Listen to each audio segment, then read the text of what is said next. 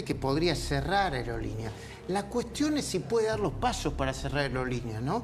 Hoy en diputados la cosa quedó más o menos, ¿no, Camila? Sí, bueno, con muchos movimientos en las últimas semanas, particularmente en el bloque radical, con algunos que apoyaban y después no apoyaban, o no lo hacían y después lo hicieron, iniciativas del oficialismo, con lo cual hoy hay cierta incertidumbre sobre qué puede pasar entre una eventual propuesta de privatización de aerolíneas.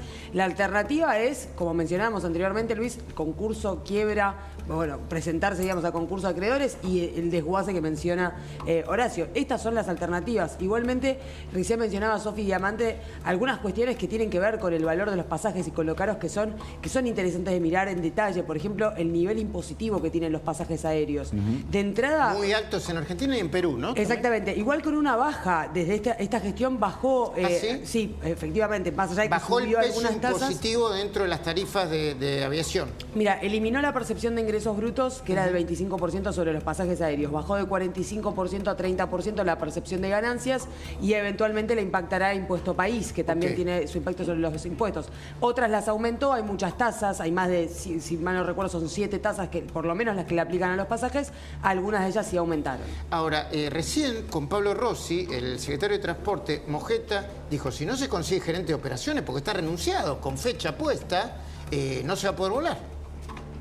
Bueno, es que... Operaciones es un cargo que sí o sí tiene que estar cubierto por normativa. Y bueno, nos enteramos hace unos días que renunciaba al cargo de gerente. No a la compañía. No a la compañía, con lo cual, bueno, la compañía, en caso que llegue el día en el que presentó o que puso límite para dejar de prestar sus tareas, si no se consigue el reemplazo, que tiene que ser sí o sí un piloto con mínimamente 3 años de experiencia, no puede operar, con lo cual la compañía estaría cerrando la operación. Y esto, lógicamente, se da dentro del marco del conflicto gremial, en una supuesta solidaridad con sus pares pilotos. Estamos trabajando para conseguir un reemplazo, para que la compañía pueda seguir funcionando. Pero todos los pilotos están en APLA, que es el gremio de Viró. Sí, pero pueden ser pilotos de afuera también. Otras aerolíneas. Y además hay pilotos dentro de la propia compañía que no están tan de acuerdo con el sindicato, con la conducción del sindicato. Aquí hay una clave, me parece, Horacio. Quiero tratar de entender esto, porque por ahí hay mucha gente a esta hora que dice, por ahí estoy cansado, no termino de entender todo esto. El gerente de la compañía, en solidaridad con los gremios, renuncia y pone en riesgo la continuidad de la compañía. Es un piloto de APLA, pero además es un directivo de la empresa. Y pone en riesgo la continuidad de la compañía porque si no hay un gerente que sea piloto de operaciones y que sea de APLA, según el estatuto, ¿no? Entiendo, María Eugenia o Florencia, o las normas... Debe ser la normativa de seguridad internacional, eso tampoco debe ser de acá, digamos. Deben ser condiciones internacionales de vuelo, de operaciones, no debe trascender al país. Comercial, pero la persona que está renunciando sabe exactamente el daño que le genera a la compañía o las limitaciones que le genera a la compañía haber puesto la renuncia. Obvio. Ahora, hay algo que quiero volver a tomar porque no lo desarrollamos suficientemente. Esto no es una aerolínea normal, es una aerolínea donde todas las vacaciones de invierno, los feriados, los feriados turísticos o lo largo, te amenazan con asamblea o con paro, Florencia, ¿no? Que vos el otro día decías que era el equivalente a un bloqueo. Totalmente. Y por eso también me parece que está faltando esta parte respecto de Viró y de todos los gremios. La compulsión a la huelga, lo dijo el secretario de Transporte, hay pilotos que no están de acuerdo con esto, pero no pueden levantar la voz porque los amasija Viró. Eso hay que ir a buscar a ese, darle las garantías que vaya a denunciar. Y hay que sacarlo y hay que investigarlo a Viró porque está extorsionando a las personas que tendría que defender. Ahora, si no si vos no haces un trabajo de darle la seguridad a esos pilotos que están en desacuerdo, el piloto no va a jugarse solo porque después tiene que volver a la casa y yo sé lo que pasa en el territorio, ¿viste? El piloto todo muy lindo, va a la casa, después se le aparecen los matones de Viró a decirle carnero, como te conté, que en el ingreso del sindicato APLA hay una baldosa que tiene los nombres de los que se opusieron en el paro anterior. Sí, yo creo que en algún momento nosotros, no sé si fuimos nosotros u otro programa de La Nación Más, que mostró un video donde lo querían obligar hace un tiempo a un piloto. ¿Te acordás que tenían que dar una bajada de línea? Por los altoparlantes los altoparlantes, el piloto dijo, no. Del avión, y eso no tenía que ver con las normas internacionales, y el piloto dijo, yo no voy a hacer Ese piloto, si vos le vas y le preguntás, Luis, ¿qué le pasó? Seguramente la pasó re mal. porque lo mandaron a la patota. Todo sindicato tiene una patota. Paga con el cuero de los trabajadores que le descuentan todos los meses la cuota sindical. Esa cuota sindical, en vez de ir a la obra social, a la salud de los trabajadores, el sindicato, mitad para el sindicalista secretario general, la otra mitad para mantener a la patota. Porque la patota garantiza la efectividad en el reclamo. Porque hace años que perdieron la representatividad de los trabajadores. Se mantienen a fuerza de protección estatal y de patota paga. Ahora, el piloto se opone. Es 1, 10, 15. Tenés la cabeza que tiene todo el poder, los medios, la patota paga. Llega a la casa el flaco. Che, estoy descompuesto, te descontamos, te vamos a apretar. O sea, no puede hacerlo solo. Ahí tiene que haber alguien que le garantice la seguridad de contar qué es lo que le pasa a él cuando se opone a un sindicalista extorsionador como Viró. Diputada. La verdad que ya nada me sorprende y coincido con cada una de las palabras que dicen en esta mesa. El sindicato es una mafia y no podemos esperar que se manejen de otra manera. La diferencia es que a esa mafia se le está terminando los beneficios y por eso están tan alterados. A mí me preocupa ver cómo hay gente que realmente no coincide con esto, incluso dentro de las propias aerolíneas, de propias aerolíneas argentinas. No podemos meter a todos en la misma bolsa, pero están bajo presión y son sus fuentes de trabajo. Entonces, muchas veces hay una parte de la historia que quizás no la tenemos en cuenta y tiene que ver con esto, ¿no? De cómo a través de la amenaza y de todos los aprietes hacen que quizás hagan cosas que no están absolutamente nada de acuerdo, pero no tienen opción. Déjeme preguntarle, diputada, porque quizás no tiene la información, pero yo se lo tengo que preguntar y se lo debo preguntar. Que ayer estaban diciendo que había un acuerdo táctico entre algunos sindicatos. Busca, por favor, si tenemos los años de mandato de la mayoría de los sindicalistas, los gordos, ¿cómo le dicen? ¿No? Entre 30 y 50 sí. Tiene. Y algunos sectores de La Libertad Avanza y algunos sectores sindicales, para que no se discuta un proyecto de democratización sindical que implicaba, corríjanme, elecciones cada 4 años y no la eternización de los dirigentes. Terminar con las reelecciones indefinidas y demás. A ver, ¿esto es así? No. Nosotros tenemos este propósito desde principio de año. Recuerden que esto era algo que estaba establecido en la ley bases. La ley bases que queríamos que salga en su conjunto y lamentablemente salió menos de la mitad de lo que se propuso porque claramente no teníamos el acompañamiento y hubo que ceder en varios puntos, entre eso los beneficios, ¿no?, de los gremios, los sindicatos. Esto no quiere decir que el gobierno haya desistido en la lucha. Hay que ser realistas. Hoy... Pero no se sentaron a conversar con los sindicalistas. No. Tenemos muchos frentes de ataque y eso hay que decirlo, Luis. Tenemos el veto a los jubilados, tenemos el veto universitario, está la privatización de aerolíneas. La realidad es que tenemos que manejarnos estratégicamente porque no podemos con tantos frentes de ataque. Yo no te puedo asegurar que el objetivo de este gobierno es exactamente el mismo desde inicios de año. Lo mismo que se promulgó en campaña es lo que se está haciendo. ¿Nos habría gustado hacerlo otro ritmo? Por supuesto. Quinta fondo, sabemos el ímpetu que tiene nuestro presidente y la valentía que tiene. Si no, no habría forma de seguir dentro del objetivo. Pero lamentablemente no nos dan los números, tenemos continuamente palos en la rueda, entonces no es tan fácil como nos gustaría. María Eugenia, si te llaman de aerolínea y te preguntaran qué hay que hacer para terminar con este estado de cosas, ¿qué dirías? Desde el punto de vista yo creo que el Estado empresario en la Argentina se terminó, que donde la verdad uno mira, vos sabés que para mí la corrupción es un desvelo, donde vos mirás hay un problema severo, los sindicatos están defendiendo simplemente sus cajas y destruyendo obviamente cualquier posibilidad que pueda tener una compañía si vos la querés más o menos racionalizar, eso no es posible. Entonces yo soy de las personas que creo que el Estado empresario se terminó, que hay que sacarse todo eso de encima, que la Argentina está en una crisis muy profunda de pobreza y de degradación y que todo ese dinero tiene que ir obviamente a reconstruir a una Argentina que está destruida.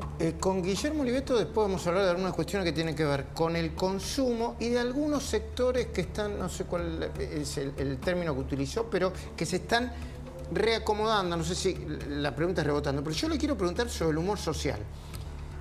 Hace unos años, porque Esteban Trebut decía con razón, si Dietrich dice que hay que hacer quebrar Aerolíneas Argentinas porque privatizar no se puede con estos sindicatos adentro, ¿por qué no lo hicieron antes?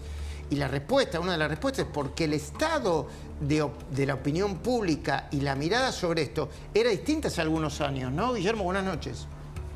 Claramente, Luis, si no, Javier Milei no hubiera sido presidente. ¿Si no, cómo? Si no, Javier Milei no hubiera sido presidente. Digamos, un señor que venía con una motosierra y lo votó el 56% de la población. Entonces eso está mostrando claramente que, y yo insisto con esto, esa ruptura ocurrió en la oscuridad del 2020. Hoy todo eso está puesto en la escena de nuevo de una manera casi pornográfica, podríamos decir. Con lo cual reivindica aquella decisión que tomó la sociedad de que nos venía diciendo desde el 2021, esto así no va más. Creo que no hay que olvidar la elección que hizo Juntos por el Cambio en 2021, ganando en la provincia de Buenos Aires, ganando a nivel nacional, expresando con una palabra que era basta el límite que la sociedad le estaba poniendo a una manera de hacer las cosas y de ver las cosas. Creo que Javier Milei trabajó sobre eso y lo llevó a un esquema casi punk, ¿no? Rompan todo, ¿no? A un límite extremo, cosa que veníamos viendo en cómo la sociedad aceleraba en ese sentido, con lo cual... Interesante lo del punk, Sí, ¿no? claro, porque fue así, Luis. Le decían, rompan todo. Pero señora, ¿se puede romper su casa? No me importa. Rompan todo. Es la única manera de arreglar las cosas. Y hubo mucha gente que lo acompañó. Hubo mucha gente que lo acompañó. Ahora, yo lo que diría es, hay un cambio, claramente. Tengamos en cuenta algunos matices, ¿no? Porque no todo está igual, pasaron 9 meses, yo vengo insistiendo desde febrero con esto de la recesión con ilusión, como el clima de época que define el 2024. Lo que nos empezamos a encontrar en junio, julio fue una nueva música que empezaba a cruzar esa, que era fragilidad con ansiedad. Claro. O sea, empezó cierto orden de ansiedad, que es lo que ahora están reflejando las encuestas, todavía en un altísimo nivel de aprobación para un presidente con un ajuste de la magnitud que tuvimos este año, ¿no? Y quien se viene aprovechando de esa ansiedad que va increyendo es el gobernador de la provincia de Buenos Aires, Axel Kicillof, que no habla de inseguridad, que no habla de el desastre que es la provincia, sino que habla de lo que le conviene, ¿no, Camila? En Marcos Paz estuvo Axel Kicillof haciendo una inauguración que yo sé que les va a sorprender, pero tal vez más les sorprenda o no lo que dijo en ese quincho, Luis. Ahora vamos a ver. Quincho, a ver. presidente fue a festejar en un asado que bajó las jubilaciones. Es una cosa que yo no vi en mi vida. Pero, y quiere destruir el Estado. Yo estoy acá y quiero dejarles en claro que nosotros desde la política, de la dirigencia, opinamos muy distinto. No solo no queremos destruir el Estado, sino que seguimos ampliando los derechos, construyendo cosas como esta.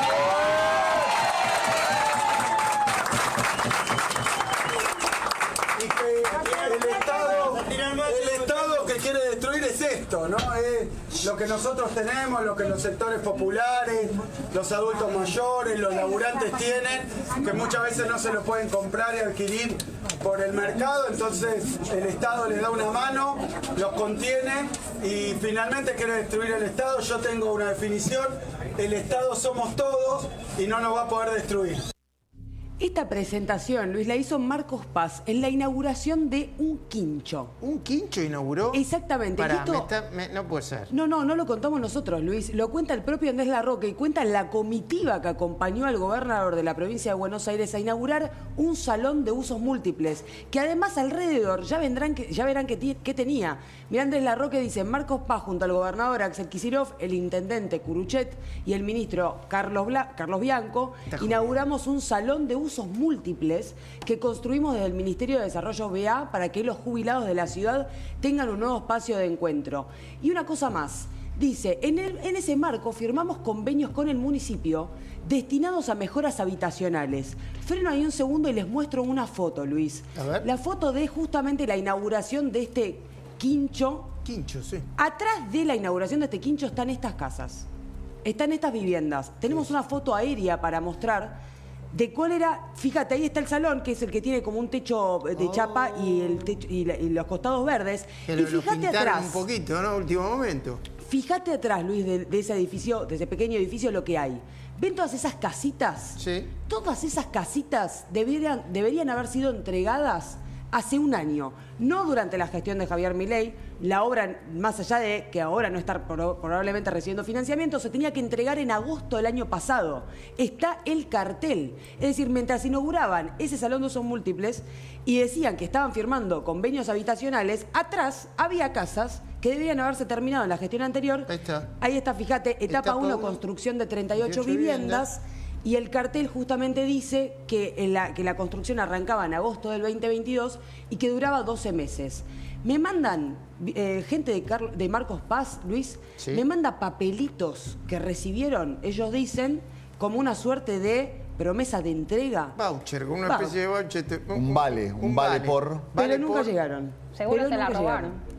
¿Cómo? Seguro se la robaron. Digo, no, bueno, pero- por ahí no se pudió. El mayor nicho de corrupción siempre estuvo en la obra pública. ¿Por qué crees que se desesperan tanto para tener financiamiento, la sobrefacturación de obra, no llaman a licitaciones transparentes y demás? Ahora, el nivel de caradurez, yo no sé si a ustedes les pasa lo mismo, pero a mí me indigna muchísimo. ¿Por qué ese señor que está hablando ahí es el mismo que es responsable, primero, de poner al peor presidente de la historia como Alberto Fernández? Fueron ellos los que lo pusieron. El señor fue ministro de Economía, es responsable del nivel de decadencia.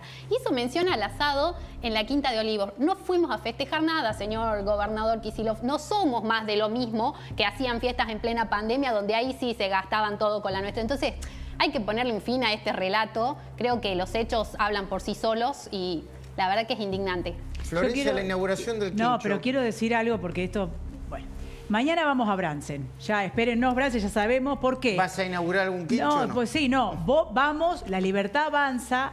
Vamos porque somos la resistencia a la invasión de la Roque y los movimientos sociales. Porque ¿qué hacen? Hablando, Camila, de lo que mostraba estas viviendas. Resulta que en un revoleo de boleto de compraventa, que no se sabe, que parece que el dueño de un campo era un chino, bueno, no importa, en la parte rural de Bransen aparece un señor que es el titular de la FETRAES, Villacorta de ¿La qué? apellido, de ¿La la qué? Federación de Economía Popular, imagínate, ya se llama así, Federación de Economía Popular, sede La Plata. ¿Cuánto cobra? Se van a Bransen y dicen vamos a traer 350 familias. O sea, la invasión de los hornos. Los hornos, claro. ¿Me entendés? Vienen a desagotar, a conurbanizar el interior y a hacer las viviendas. Nosotros, por supuesto, el pueblo de Bransen nos llama y vamos a la resistencia porque lo único que podemos hacer es resistir a la invasión. Entonces, seguramente Marcos Paz no solamente hicieron viviendas que no entregaron y estafaron a la gente, que si rascás un poco, esas tierras son usurpadas. Ese es el negocio de la Roque, ese es el negocio del peronismo en la provincia de Buenos Aires. Mandan a las bandas, usurpan, después vienen los movimientos sociales con la iglesia a decir no, hagamos viviendas sociales para la gente que no tiene vivienda, pero no mejoran a los habitantes de Marcos Paz. No, claro. No mejoran lo de Bransen. Traen a los bolivianos que estafaron en la toma de la Sí, matanza. ¿Me explico? sí. Esto que estás viendo en Marcos Paz es el negocio que hacen ellos con la invasión de territorio, con la conurbanización del interior y con el revoleo de viviendas que después, al final, termina así, sin entregárselas a nadie. Con todo respeto y sin ninguna ironía, este videito, viste que le mostró un video a Bergoglio, ¿no? Se lo deberían mostrar también estas cosas, porque quizá o no le están contando todo o no quiere escuchar todo, ¿no, Horacio?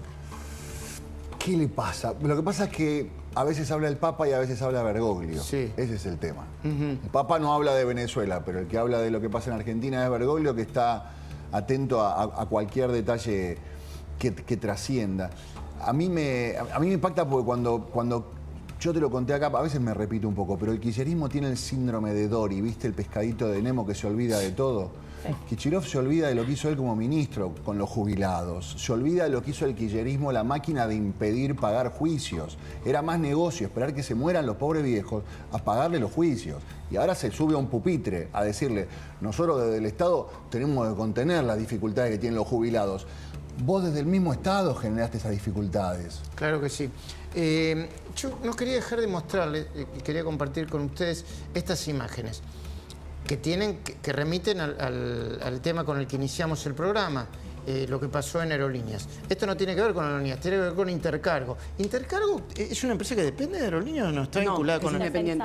Es independiente, bueno. Pero es un monopolio y es un monopolio estatal. Sí. No hay competencia. Bueno, ahora empezó a liberalizarse De un poco a poquito. partir del pedido de una empresa de low cost. Bueno, agarraron unos abrevalijas, ¿no? Los mismos abrevalijas que tardaban no sé cuánto tiempo en llevarla a la cinta. Le encontraron todos estos candados. O sea, hay que tener ganas de afanarse los candados de la valija, ¿no? Hay que ser... Y botín de guerra, Luis. Sí, bueno.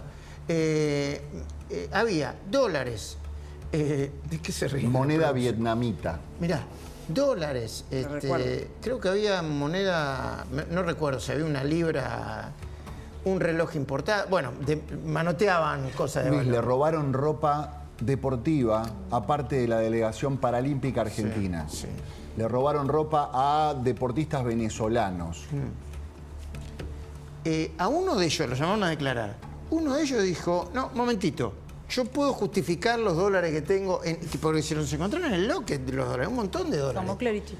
Bueno, María Eugenia, acá también hay un problema moral. Bueno, guarda que llega a blanquearlo, por ahí el abrevalijas, por ahí llega a blanquear todo ese le extendieron dinero, un mes más el blanqueo. No, pero María Eugenia, nosotros discutimos también la cuestión moral, porque acá no tiene que ver ni con privatizar ni con privatizar. Son unos chorros de poca monta que dijeron, vamos, acá no pasa nada, ¿no? Está todo podrido, obviamente. Bueno, es no tener competencia. Cuando vos tenés una sola compañía y esa compañía está abroquelada cómoda y no tiene riesgo ninguno, y vos sabés que tu laburo lo tenés seguro, porque lo que está pasando es, esta noticia de los abrevalijas, la vemos prácticamente cada un año tenemos un informe, una cámara oculta de alguien, y vos decís, bueno, lo mejoraron, hay tecnología. Hoy se puede poner una pequeña cámara en cualquier lado para evitar todo esto. Y no, termina siendo denunciado porque una pasajera ve que pasa algo raro, se da cuenta que están cargando las valijas demasiado lento. Me parece que esa era la denuncia. Sí. Y la pasajera graba todo esto y termina quedando en evidencia nuevamente, algo que ha quedado nuevamente en evidencia todos los años, que es que hay abrevalijas y que están adentro de la compañía y que nadie hace nada para impedirlo. Es parte del servicio, digamos. Vos tenés parte del servicio. De 100 valijas y 5 o 6 revientan. Por ahí en el 95% vos no entraste. Pero además, y es la perdón mi ingenuidad, ¿no? Qué falta de empatía, ¿no? Porque cuando uno va y vuelve, ellos lo saben. La gente que va a viajar vuelve cansado, quiere irse a su casa, ¿viste? Y arrancan diciéndote, la valija, para un poquito, papá, ¿no? Es como si te mostraran el poder, ¿no? Orozco. ¿Sabés qué es lo más lamentable? Que esto seguramente se naturaliza de puertas para adentro. ¿A cuántos de nosotros no nos deben haber dicho, déjalo, las cosas son así, no van a cambiar, no te gastes, están amparados por algún gremio, por algún sindicato, son trabajadores, ¿cómo lo vamos a dejar sin fuente de trabajo? Todos los años es reiterativo esto, ¿no? De que se pierden las valijas, se roban, las abren. ¿Por qué tenemos que ir al aeropuerto y encintarla? Porque si yo estoy pagando un servicio, mi valija se tiene que despachar y tiene que llegar a destino en condiciones. Sin embargo, por seguridad, te estoy vendiendo el servicio de embalaje porque puede pasar. ¿Cómo va a pasar? Es imposible. Peronismo, te rompe la pierna y te da la... Exactamente. Atrás siempre hay un curro. Dentro de un ratito hablamos con Guillermo Oliveto de algunos temas que tienen que ver con la economía, el consumo y el humor social. Y dentro de un ratito, ¿qué tenés para presentar? Tengo un video que muestra claramente qué tienen en común Juan Grabois y Sofía Clerici. ¿Cómo?